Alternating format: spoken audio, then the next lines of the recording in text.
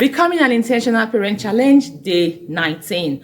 Ask open-ended questions. Yes, just don't give a one or two answers. Don't give a yes or no answers. Ask open-ended questions. Questions that get your child talking. One of the things I have talked about very many times is that for you to be able to understand the things around your child, you must first of all understand the root cause. Your child misbehaves, your child, anything at all, whether misbehavior, whether anything at all, your child is struggling, you must take your time to understand the root cause. Now, it is in asking open-ended questions that you actually, one way for you to understand the root cause, the foundation behind what the things your child does. So ask open-ended questions.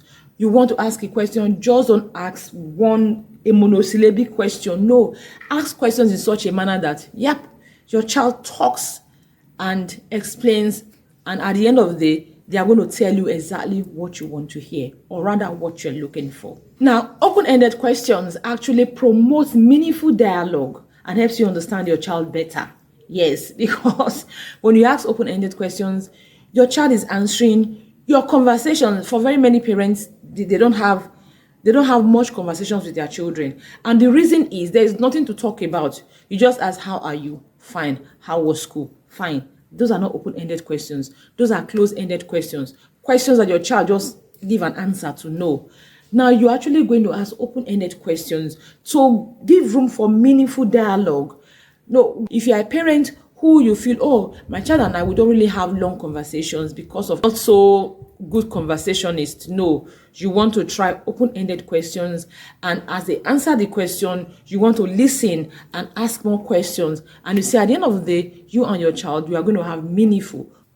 Now, here's the action plan. So tell yourself that today, I'm only going to ask open-ended questions, no closed-ended questions. I am going to ask something like, I'm not going to ask something like, how was school today? I'm going to ask something like, did you have a good day at school today? What was the most interesting part of school today? Why was it the most interesting part of school today? What did your teacher do that was really nice today?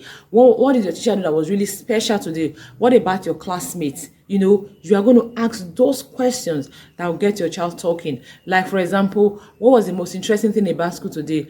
It was when we went to play football. The most interesting part of school today was when we went to play football. Okay, why was it so interesting? It was so interesting because I got to play and I scored a lot of goals.